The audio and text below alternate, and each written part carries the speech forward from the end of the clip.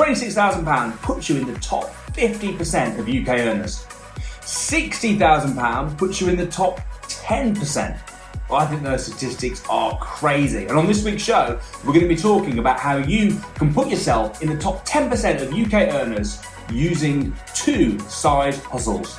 My name is Russell Leeds. I'm Ricci Mandal. And welcome to the Property Investors Podcast. Now, when you first heard those statistics, Rick, what did you think? It's mind-blowing, really, how little you have to earn to be in such a high category. Yeah.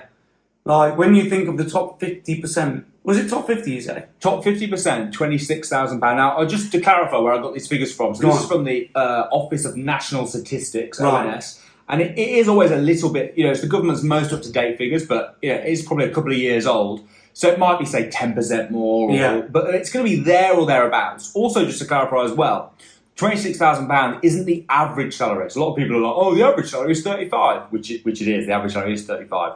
But first of all, that's a full-time salary. Right. And secondly, the average is very different from the percentile that puts you in the top 50%. Oh, I like that word. Percentile. Is that even a word? Yeah. Really? Are you joking? Percentile. Percentile. So to be in the top, if you're in 26... Top 50% percentile? Yeah, if you're earning more than 26 grand, you've got 50% of the UK population are earning less than you. Now, that might be people that are part-time. It's not taking into consideration people that are unemployed, though. Right. It's all people that have got a job. I wonder what the unemployment rate is. Well, yeah, if you take the unemployment rate into it, it's even. Well, you'd have a higher percentile if you considered everyone. So to be in the top 50%, you don't need to be earning a lot.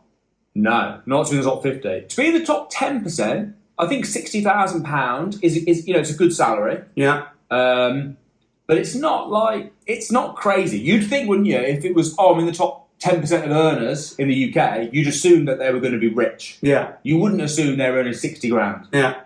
So I thought what we're talking about this week is 2 side hustles that we have seen countless of our students and we've used ourselves that you can easily create £60,000 a year or more. Yeah. Therefore, putting yourself, even if you are unemployed right now, you can put yourself in the top 10% of earners in the UK, which is a pretty cool thing. I'd love to be in the top 10%. I'd be interested to know where you guys are actually and see what the comments are of people that watch this channel. So, comment below where you are. Are you in the top I don't know 10%? if anyone's going to comment if they're like not even in the 50%. Well, no, you might do. We'll have to see. Good load to comment. We're in the top 100%. Everyone's in the top 100%. Well, once the top 10%, it then increases quite a lot. I can't remember the figures, but to be in the top 1%, you are earning, 200 grand or something like that. It does make quite a big difference. Yeah. Top 10% is a lot easier. All right, so do you want to talk about the first side hustle that you can do? Yeah, so the first one is a strategy that you can do.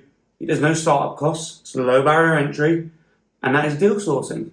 So deal sourcing is where you find a property deal, and most people think to invest in property, to make money from property, you have to have loads of money. Well, deal sourcing is quite a genius way of doing it, because deal sourcing, you're finding opportunities that maybe you could take on yourself if the circumstances were right, if you had the money to do it. You're finding opportunities that you would do yourself, but then you're simply packaging them together and passing them on to an investor. And investors will pay a hefty fee to you for doing that, because your knowledge of finding deals, your expertise in how to negotiate, your knowledge on doing the due diligence, and the value that you bring to the table is what the investor is paying you for. So the average fee for a deal that's packaged and sold is between £3,000 and £5,000. So if you did that once a month, just once a month, the average month is 30 days. If you did that once over those 30 days, you're in the top. You'd certainly be in the top 50. Twice a month would get you in the top 10%. Yeah. So if you could sell 2 deals a month, it would get you in the top 10%. Interestingly, have you read Stephen Bartlett's book, The Diary of a CEO? I haven't. Samuel did mention about it the other day, though. I'll tell you something interesting in that book. So he talks about how he was a marketer, he had a marketing business, and he got a job working for a pharmaceutical industry. And they offered him a certain amount of money. Well, first of all, they proposed to him, we want you to come work with us, this is what we want you to do, blah, blah. And it was all the stuff he'd always done before. And he said, sure, what's the salary? And they offered it him, and it was 5 times more than he said that he would have wanted in his wildest dreams. It was like crazy more than he was expecting. And he said the lesson he learned from that was the pharmaceutical industry has got a lot of money. Yeah. And if you can do the same job in this industry as what he was doing in other industries, there's a lot more money. And the reason there's a lot more money is because you bring a lot more value.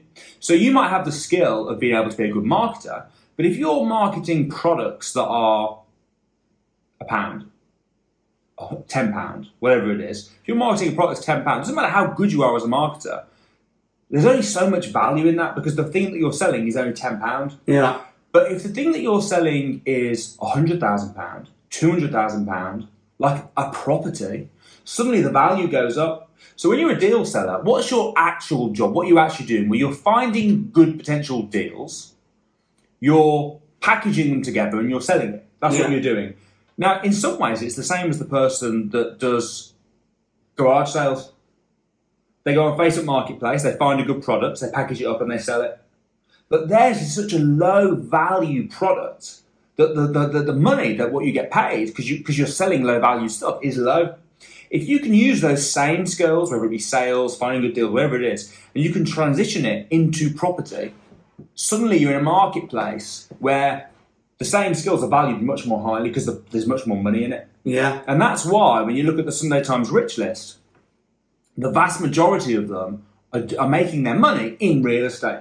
It's the same stuff, just on a bigger scale. And a lot of people that invest in houses and real estate often don't have the time to do it themselves. Yeah. That's why they'll pay the fee. That's why they pay the price. Do you think that most people that buy from a deal seller, do you think that they do it because they're buying the expertise? So, for example, people that have a wealth management company or someone, manage their stocks. The reason that you're paying them is because they're the expert, right? So they're the one that manages the stocks. They know how to invest it, etc., etc. Do you think with a deal seller you're doing that, or do you think it's to save time? Is it for the expertise? Is it for the time, or is it a bit of both? I mean, I would say the reality is it's probably a bit of both. But I would say if you're an investor, because I get asked this quite a lot when we're at a crash course, someone would say, I want to buy from a deal sourcer. What do you think I should do? And my answer to them is, even if you want to buy from a deal sourcer, you still need to have the knowledge. You still need to have the expertise. Because it would be stupid to invest in a house without actually knowing what you're doing. I think the difference is with wealth management and stuff like that, is if you give your wealth manager a lump sum of money to invest, they invest it, but then also they, correct me if I'm wrong, I'm not 100% sure, but I'm 90%. They get a percentage of the... But then don't they manage it for you? There's a whole process. It's not... With deal sourcing, once you bought a deal from a deal sourcer and you've completed, you're on your own. Yeah. But with wealth management, they are advising you, they're helping you along the way. They might... you can have check-ins with them. Typically, but if like a stockbroker or something might sell you a stock, you put your money in, and then they want you to take your money out and put it in another stock, and they get paid each time. Do you know what I mean? So if you watch like The Wolf of Wall Street, he had clients who would buy again and again, and when the stock went up, he'd say, "Get your money out to invest it in something else." So do you think investing in property and running it as a business is the same? Is it the same sort of running of the business as if you would invest in stocks? If you invest in stocks, you're getting the appreciation, aren't you? You're putting your money in, predicting what's going to happen. Yeah. Hopefully it appreciates. With property, though, you are doing that with the appreciation, but you're also collecting rent, you're managing tenants. I don't think it's the same business model. No, it's very different. And I agree with you, by the way. I think that the majority of people that buy from a deal sourcer, certainly because I buy from deal sources, you buy from deal sources, right? When I'm buying from a deal sourcer, I'm buying for the legwork. I'm buying because finding deals is difficult. Yeah. It takes expertise, but it's also time consuming. So going and finding the deals, going on the viewings, collecting the quotes. If I'm buying a deal, I'm paying the $3,000 to save myself having to scroll through Rightmove, go on, all that stuff. So it's worth it for me in that situation. However, I think as a business, deal sourcing, if you could, like you mentioned, if you find two deals a month, if you can package yourself 2 deals a month, you've put yourself in the top 10% of earners in the UK. if we're looking at, say, £3,000 as an average deal sourcing fee, even if it was 2, you're 48, but I'd say 3 is probably fair. That's crazy. I mean, and sometimes people that are brand new to it, they come through our training and they'll sell a deal, and sometimes they get a bit like, ooh, $3,000 is like, I didn't really do much. And the thing is, you're not getting paid for your time. You're not getting paid for, the time you spend going to view it and counting up the hours. Because if you added up the hours for actually packaging a deal, if you were to have an hourly rate, it would be a shockingly high hourly rate. But again, it's back to the Stephen Bartlett story, right? You're getting paid for the value that you bring in. And because you're in a high income industry, because you're in property, and Andrew Tate's got a saying, if you want to get rich, go where there's money and just let it hit you. Get wet. If you want to get wet, if you go in the rain, it's the same. Like you want to make money, go into industries like real estate. Yeah. It's funny you say that. So that's why I always see you outside in the rain, just standing there. You're like getting wet. Do you? Not really, no. No. So that's a very interesting point, Rick, about that. Percentage. No, what is it? Percentile. Yeah, check it out, guys. Okay, so that's the first way, deal sourcing. Brilliant side hustle. How many hours a week, if you're looking to sell 2 deals a month, how many hours a week are you needing to invest in this? Let's say you've got a full-time job, you work 9 to 5, what would your strategy be outside of that, on the side, to put yourself in the top 10%? What would your action plan be? It'd be every morning, so 5 days, a weekday morning, 5 days a week if you work, I'd do... Instead of going on Instagram... half an hour. Rightmove. Favouriting properties that you see. Yeah, go on to Rightmove, instead of scrolling, wasting... Because everyone scrolls and wastes time with them, right? Go on to Rightmove, find potential deals. Half an hour. Half an hour a day. And then lunch break, book viewings on those properties for the Saturday. Yeah. So then you've got a day of viewings on a Saturday. In the evenings, after work, spend an hour doing the due diligence on those viewings. And then Saturday, do the viewings.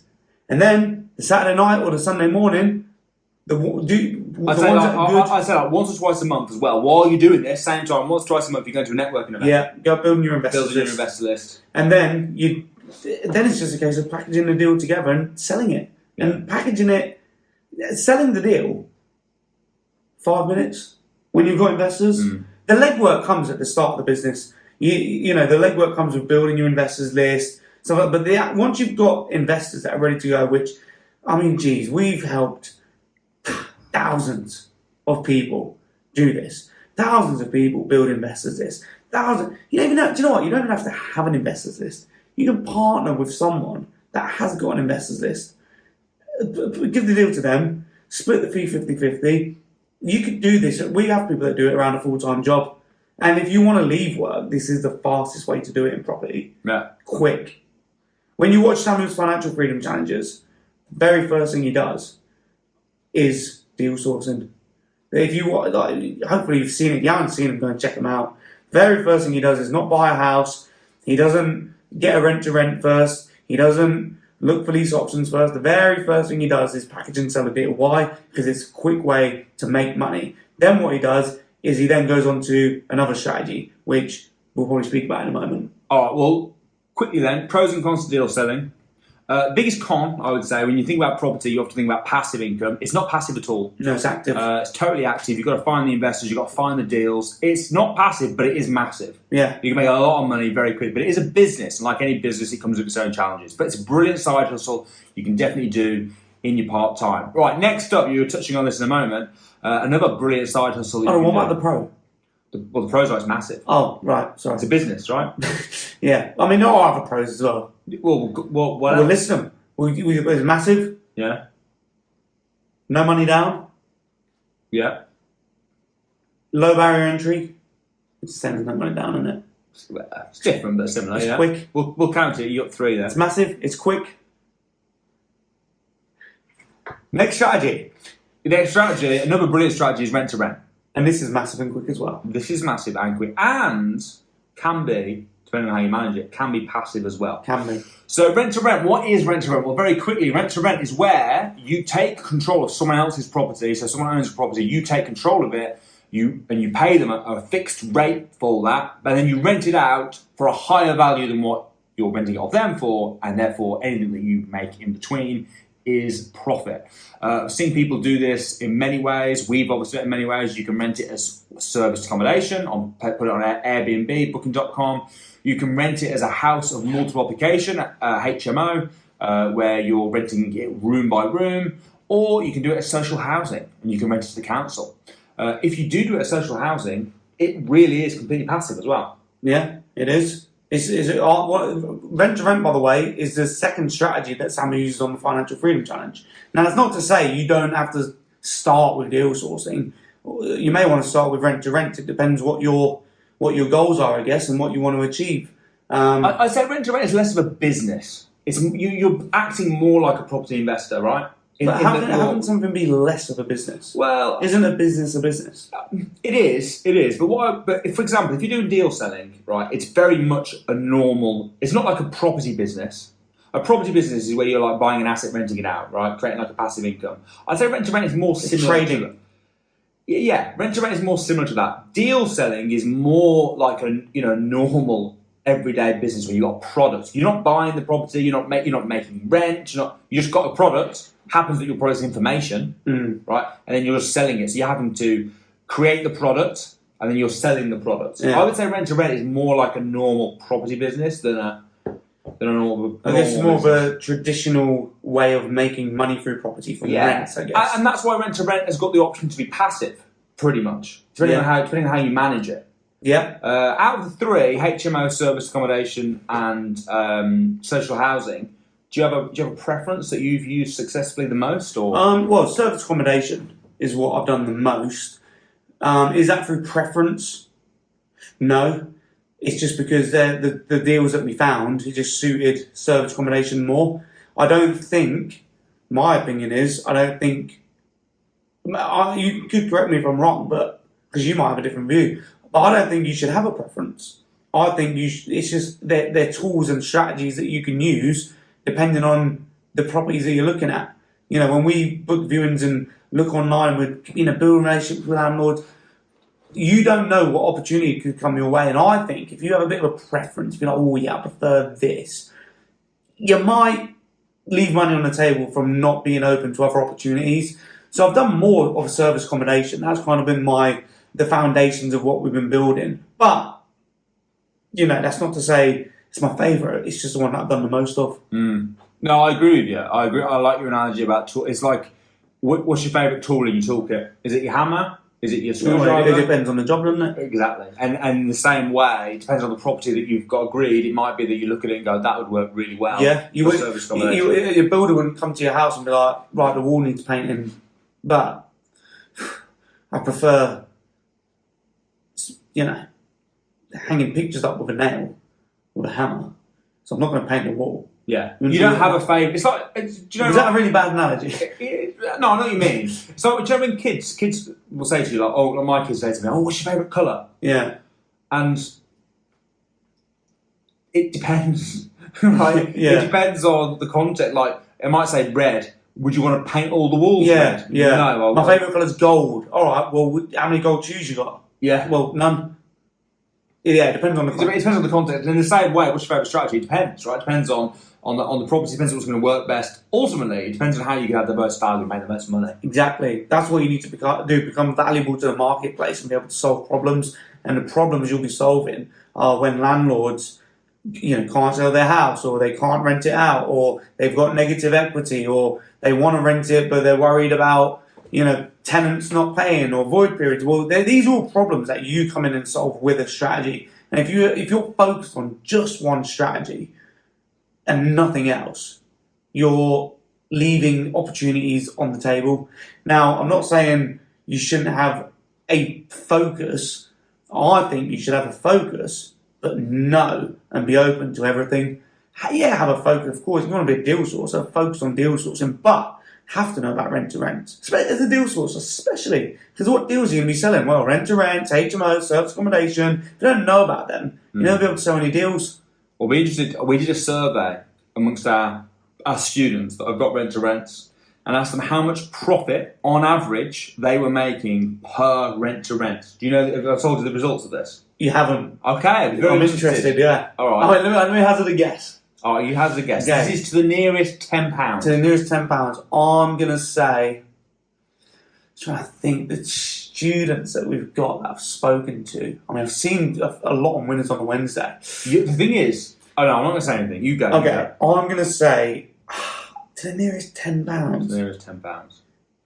I'm going to say £930. That is a good guess. Go on. It's £970. Oh. I think it came in at 971 something. It's ridiculous. It is. That's per property. So if you get 3 of those, yeah, you do the work 3 times. Just 3 times. You replace the average income. Yeah, but that's the average full-time salary, which would be 36,000, right? If they were saying 1,000 each, if you got 6 of them, no, if you got 5, would 5? Yeah, 5. 5 would do it. If you got 5 of them, 5 times 12 is 60. So 5 of them would put you in the top 10% of earners alone. And what's great about rent-to-rent is you only do work once. Finding the deal, setting it up, putting the systems in place. It's pretty much done, isn't it? Yeah. I mean, there is a degree of managing it. Depends on the strategy that you choose. I've managed a lot of... I've done all 3, actually. I would say 100% social housing is the easiest. Yeah. Social housing is more like having a commercial tenant. So it's literally a case of, here you go, housing association, have my property for 5 years, you manage it, you sort it, you do everything, and then give it back at the end of the 5 years. Or extend, you don't do anything, right? So social housing, from a passive point of view, is unbelievable. Yeah. Service accommodation is drips, but not a lot. We've talked about this before on other shows, but you need a good cleaner, you need a good maintenance guy, you need potentially a virtual PA. I've got a few properties that I'm personally managing myself now, and I'm probably looking at 20 minutes a week, half an hour a week, maybe. Yeah. It's just little bits and pieces, just responding to messages on booking.com. To be fair, you could outsource that as well. Yeah. But I like to keep a little bit of an eye on it. And then HMOs, I think HMOs are the hardest to manage if you're doing it yourself. If you get a HMO management company in, but then you've got to manage the manager. I've always done it myself. And then there's obviously you've got to find new tenants, you've got to go to viewings, etc. So I'd say that's probably the hardest. If you get a good management company in, that could be pretty passive as well. Yeah. All of them can be passive, but definitely something you can do in your part time. If you're looking for a side hustle to make 60 grand a year, put you in the top 10% of earners in the UK. I mean, I don't know. If you had to rank them, they've both got pros and cons. Which one would you? Obviously, it depends on situations. With rent-to-rent, you're probably going to need a little bit of money. You'll probably put a deposit down, for example. Yeah. You mentioned with deal sourcing, you pretty much start with nothing. Rent-to-rent's also probably a slight bit more risky. That is riskier. Yeah. If you don't get the best property, then you never ever deal sourcing. You're never going to lose money as a deal seller. No, it's impossible. The only thing you can lose is time. Yeah, or petrol money. Yeah. Viewing houses, but we're not talking hundreds of pounds. No. No risk. No risk. Big money, not passive. No. And then you got rent to rent. Low risk. Very low risk. So the other thing I really like about rent to rent, because I actually did a lot of rent to rent HMOs before I bought my first HMO. Right. And then when I bought my HMO, I knew so much about HMOs. I just knew it inside out because I've managed HMOs and I've got HMOs on rent to rents. I think it's a brilliant learn. If you want to get into property, which I think everyone should, I think both these strategies, deal selling and rent to rent, what a great way to learn. Gives you experience. While you learn, right? Yeah. It's unbelievable. But if you had to rate them, if you had to, put them in position 1, position 2, or give them a mark out of 10, that's probably fairer. What are you giving as a side hustle, rent to rent? You got someone, you know anything about them, but they want to become a top 10% UK earner. Yeah. Rent to rent's their strategy. What are you giving that out of 10? 9. 9 out of 10. Yeah. 1 out of 10. Well, you'll find out in a minute. All right. And if you had to give deal selling a mark out, can I guess what you're going to say? Go on. 10. I was going to go 9.5. Oh, really? Yeah. Oh, right. Okay, 9.5. Yeah. All right, why not 10? Just because you want to leave room so that when you actually make the money from deal sourcing, when you've seen it, and it's like, yeah, it's a 10.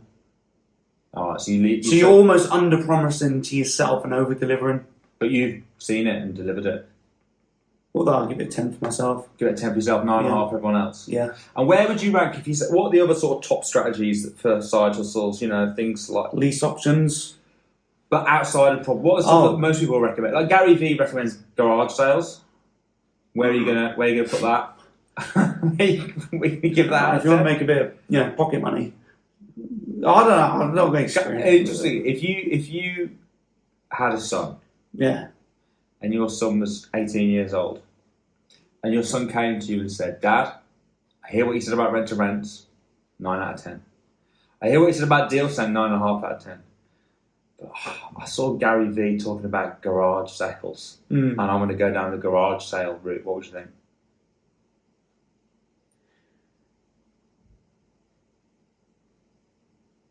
Good luck. Good luck. Would you be pleased? Would you be like, "Well done, Mr. Gary Vee, and being an entrepreneur"? No, I'd say, you know what? Give it a go, and I'll see you in a few days when you come back and ask me how to do deal sourcing. If you want to be in the top 100% of all earners, you go ahead. If you want to be on the top 50%, want to be in the top one, which is basically if you earn a penny, if you earn 1 penny, well done, congratulations. What would you give garage sales out of 10? 1. What? Why does Gary Vee recommend that? I don't get it. I agree with you, by the way. I don't know. You must be in the top 100%. I don't know. It's just. Listen, I don't have experience with it, so I don't know. Maybe you can earn decent money. It's just I don't like driving around, going through people's boxes of Hot Wheels and stuff. No. All right. Is there any other side hustles you can think of? Look at this mug. Sell this and make a $5. Well, people do like. It's not worth the time to make £5, is it? People go. You drive to another city, find a mug and sell it and get £5. See, when I said that analogy, I think his point is. Look, if you really want to make some money, you could do this. Yeah. That's what he's saying. But it's just. I agree with you. It's like the opposite. We were talking earlier about your values by the your value is paid by the value that you bring. And when you're in an industry like real estate, property, your value is high. Yeah. It's like choosing the worst valued area of all time. Yeah. I can't think of anything less valuable than. Well, I suppose our equivalent, we have garage sales, do it. We have car boots. But if you were like, "I'm doing car boots," what? What? But where I do think it's good, if my 14-year-old son came to me and said, "I'm doing car boots," I'll be all over it. I would say that garage sales and car boots are one step up from paper rounds. Paper round? Paper round is a 1. I'm giving a garage. See, my view is that paper round is just side hustle. Right? Yeah, but you do other things to make a bit of money if you want. Yeah, but you could. Here's the thing that you say that, right? Have you seen? Do you know that most millennials? We talked about this on our show a few months ago. Most millennials think they're never going to be able to retire, right? Because the pensions just aren't good enough. Yeah, and they're going to have to work till they die, right? Maybe you should get paper round. Well, they do. What? Do you know when you see old retired people pushing boxes in Sainsbury's, pushing the trolleys around, or getting all paper out? Have you not seen old people do paper? No, I've never seen it. You've never seen old people? Do we even do paper rounds? I haven't received a newspaper in ages. You've never seen old people do paper rounds? No. I have. Really? Yeah. What, scooting along and then chucking the paper on the doorstep? Walking, old person walking. Never seen it. I haven't seen anyone doing a paper round in a very long time. Did you have a paper round when you were at school? No. I had 3. You entrepreneur, you. Well, it's the best I could do to earn some money, right? Yeah, fair enough. Listen, I'm not saying I've just never done it, so I don't have experience. But this is what I'm saying though, is that people that are in this situation, this is the sort of stuff they are resorting to. Getting a really low paid job. If they're working and they're short of money, they're looking for a side hustle. It could be a paper round, it could be a car boot, it could be. Listen, I'm not knocking it. I'm not knocking it. I'm saying that's great. That's great. But this is much better. Yeah, it's not even the same league. What I would do is I would say, great, do your paper rounds, do that, get a bit of money together, and invest into learning how to actually do property. use that as a money maker to invest in yourself. Yeah. But I just don't think do like a paper round and car boot sales and that, make some money and then spend it all on just junk. Don't complain. No, I agree. I think you're climbing the wrong tree. It's like you completely on the wrong path. Yeah. I'd rather making no money trying to be a deal seller than making £5 doing car boots. Yeah. Yeah. All right, well, guys, I hope you found that pretty useful. Be interested to know your thoughts. If you had any experience of any of those side hustles, if there's a side hustle that you think is better than what we recommend, I can't see how you could be, because I think rent-to-rent and deal selling are absolutely unbelievable. If there is, comment below. I'd love to know your thoughts. Thank you ever so much for watching. My name is Russell Leeds. I'm Ricky Mandal. And we'll see you next week.